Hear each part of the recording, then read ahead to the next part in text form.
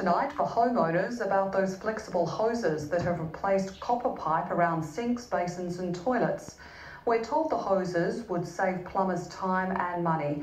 What we weren't told is they tend to burst and flood homes if they're not properly maintained. What started as a trickle has turned into a flood.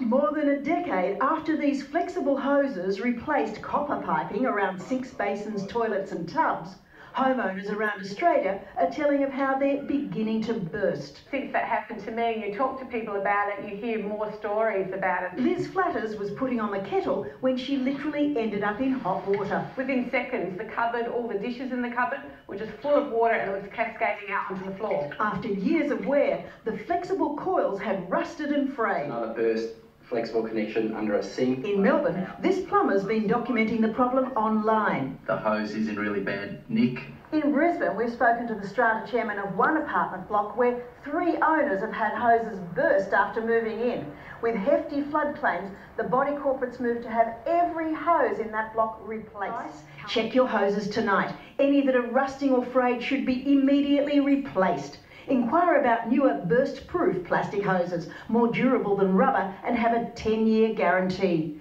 Helen Wellings, 7 News.